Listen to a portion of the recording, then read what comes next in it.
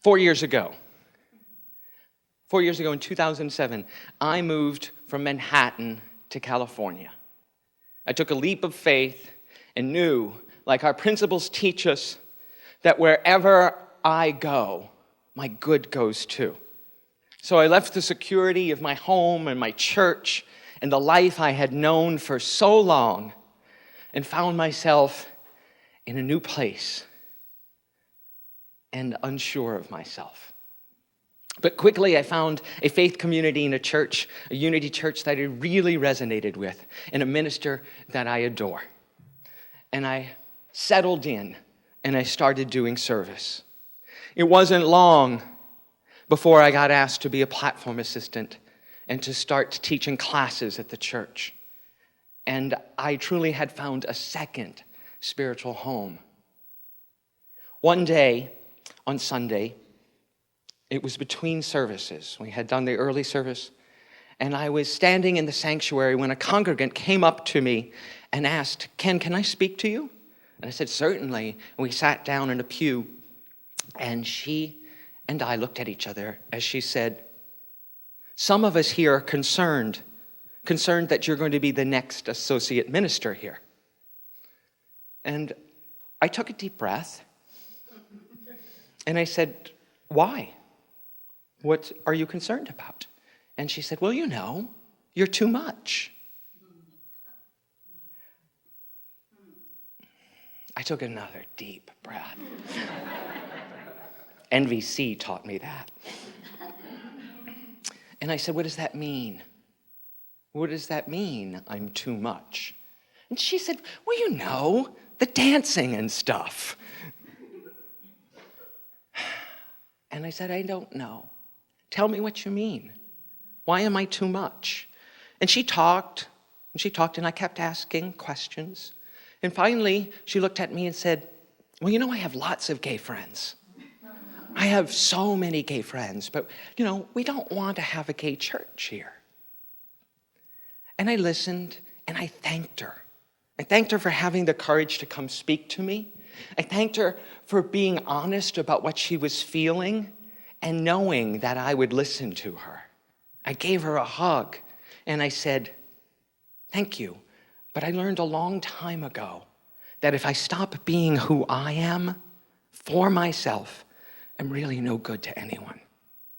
That if unless I stand in who I am and know that this is my expression, the dancing, the laughing, all of me, I'm not any good. She looked at me again and said, well, you've been warned.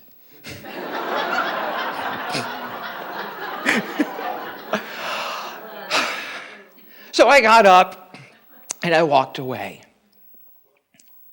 But I watched myself over the next weeks, wondering if I was editing who I was so I would fit in better, changing how I behaved in church so that I wouldn't offend someone with who I was. As I was contemplating that story, I remembered a story that I had been told many times. It's a story of a young man raised in privilege, raised in wealth, given every opportunity and given every key to life. He was sent to the best schools. He was clothed in the best that this society had to offer. And this society was the richest and most fabulous society of its day. He was a prince among princes. But there were people in this community that were a minority, that were oppressed, that were victimized, that were forced into servitude and hard labor. One day, our prince realized, discovered, awakened to a deep truth. He was not part of the majority. He was actually a member of the minority. He was one of the oppressed, one of the slaves of this community.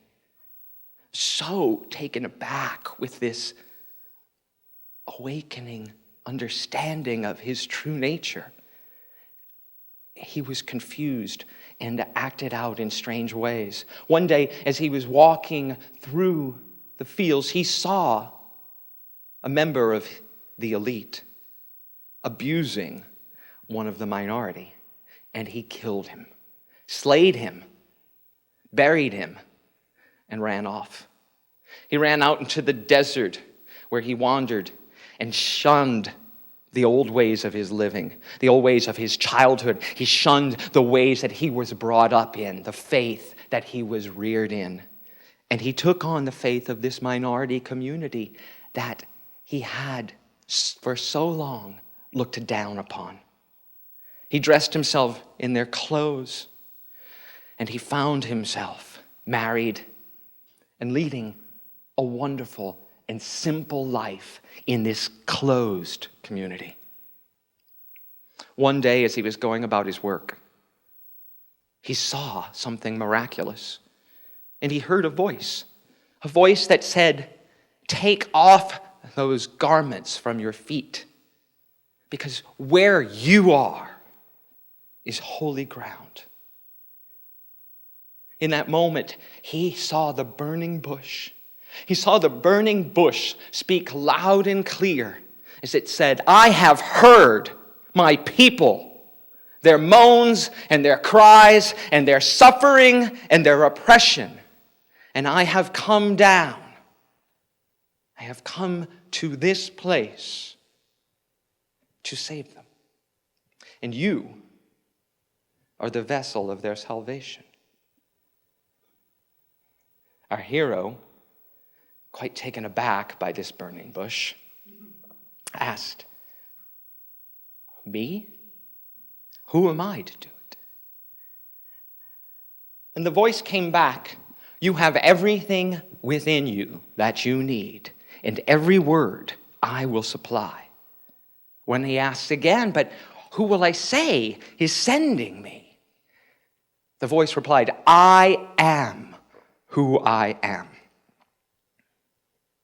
Still, our hero wasn't convinced, and he hemmed and hawed some more, until one by one he was given every tool, every instrument, every helping hand he needed to go back and to free his people from the oppression, from the enslavement, from the negativity and the hardship that they were living in.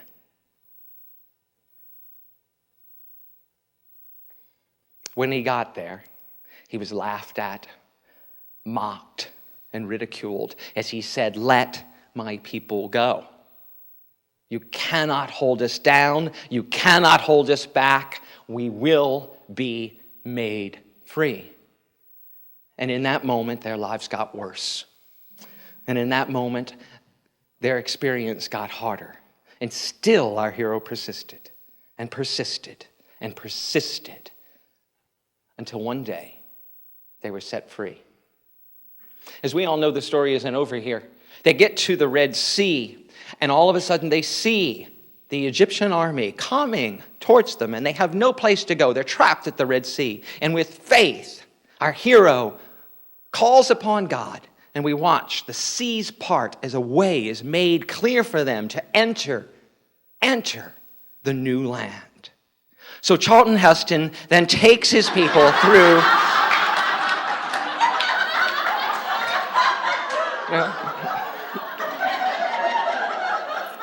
So Moses takes his people to a new place in a new understanding. We all know here, but I want to say it for the Ken Daigle Worldwide Ministries, that the Bible does not just represent a story of something that happened thousands and thousands of years ago. We all know that the Bible for us represents our own lives, our own experiences, and the stories going on in our own consciousness. So when I hear that voice that says, "I am standing on holy ground," I wake up and I listen. And when I realize that I have run into the wilderness to hide from those voices of negativity that keep ringing in my head, and wherever I go, they are. That says, you're not good enough. You're too much. You'll never be what you want to be because you're not right. I have to realize that I have to go back in consciousness and free myself. I have to go back in consciousness and say, you have no power here. Let my people, let me go. I am who I am. I am divine. I am the perfect expression. I'm here to tell you that the story that I've described only talks about Moses freeing the people and wandering in the desert for 40 years. Now, that may be necessary to cleanse all negativity. It may be your spiritual principle that we must go through a time of wandering. But we also believe here that all things are possible with God. And we hold the consciousness that when we set ourselves free and set our intentions on something, there is nothing that stands in our way. There is nothing that can hold us back. And I hold for myself and for each and every one of us in this room that when we tell the mountain to move or the waters to part, it parts, and we make it to the promised land. We don't die looking at it. We get there and experience a nirvana, a heaven, a place where all people look at each other and see love, a place where all people look at each other and see the Christ, see the full potential of each individual, not limited by the color of their skin, by the size of their body, by their abilities or disabilities, by their sexual orientation, by their gender, by their name. I am who I am. I am God's magnificent creation. And I am stepping into that reality today. I invite you to join me in saying these affirmations with me. I am worthy of love. I am worthy of love. I am God's special creation. I am God's special creation. I am divine. I am divine. I am who I am. I am who I am. I am beautiful. I am beautiful.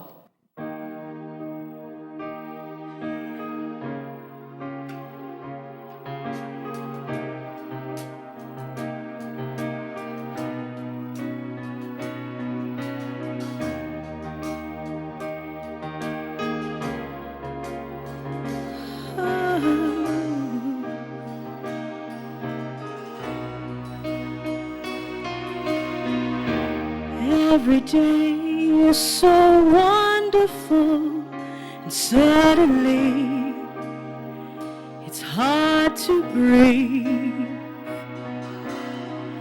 And now and then I get insecure from all the pain. I'm so ashamed. I am beautiful no matter what they say. Words can't bring me down. I am beautiful in every single way. Yes, words can't bring me down. Oh, no.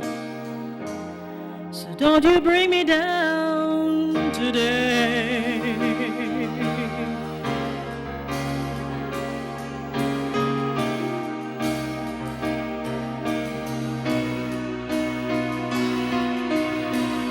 To all your friends, you're delirious. You're so consumed in all your do. Trying hard to fill the emptiness, the piece is gone, left the puzzle undone. That's the way it is. But you are beautiful, no matter what they say. Words can bring you down. Oh no, you are beautiful in every single way. Yes, words can bring you down. Oh no, so don't you bring me down today. No matter what we do, No matter what we do, no matter what we say, no matter what we say, on the time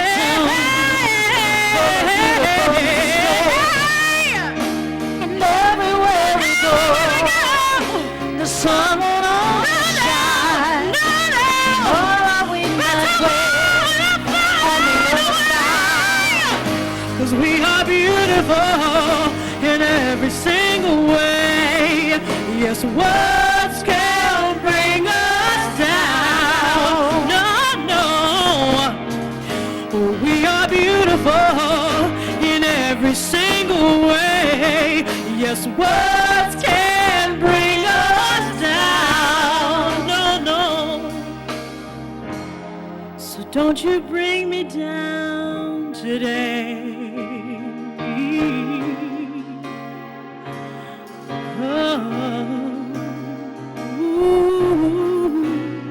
Don't you bring me down today.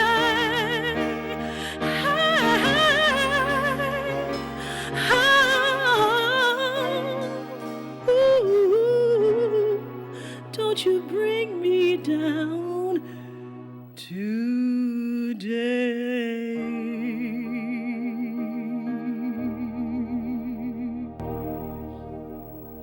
I invite you to get comfortable in your seats as we prepare for meditation. To let the words and the vibrations that you're hearing echoing in your head fill this space. The feelings, the emotions, the joy, the pain are all part of our experience, all part of our humanness. So as we sit in this place, as we sit on this holy ground, we take off all the garments that separate us from the earth, from the connection to the divine. And inside of our minds in this moment, we see the light, the burning bush, growing, warming every part of our being, radiating out. And we know in this moment, in this space, we are safe. We are secure. We are held.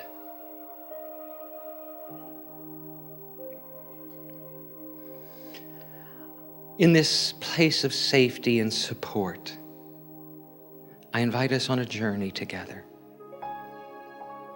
I invite you to recall the words of someone who told you you were not enough, who told you you were wrong, you were bad, you were somehow unworthy. See that person. Recall those words.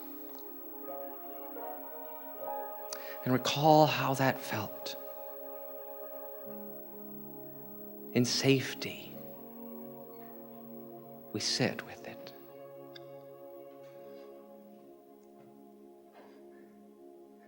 In the pain of that, there's an opening.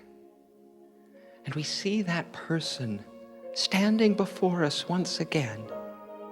But it's today. It's now. Whether they're still here on the planet doesn't matter. They are with us here in this moment. And they look at you and they see the pain that they caused. And they speak. They speak words of truth to you. Words of understanding. Apologies for their limited views. And they speak words of truth about who you really are. They speak words about your magnificence, about the love and the infinite possibilities that manifest as you. So in this moment, in the silence, I invite you to hear the words of truth from the lips that you have held on to for so long as your wound. Hear the truth from the source. Hear the truth from the source.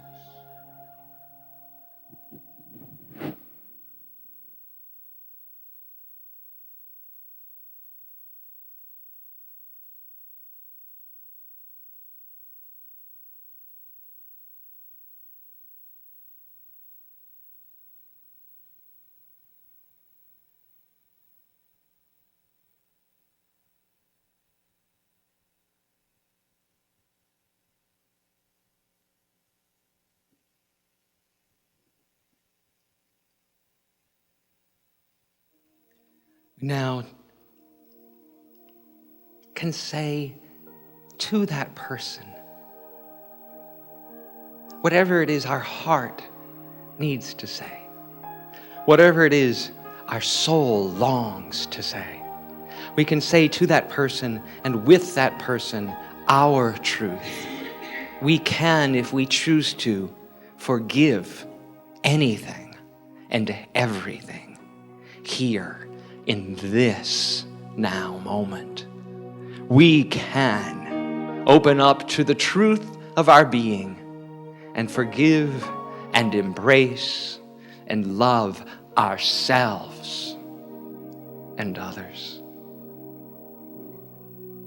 As you take your time to do this work over the next days and weeks and months, remember you are so beautiful into every single way. So beautiful. So divine. And as we come back into this room, when you're ready, I invite you to see with new eyes. See the people around you as you see yourself.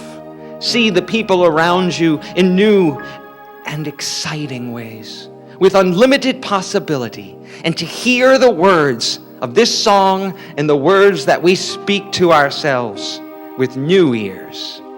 For the truth is, you are so beautiful.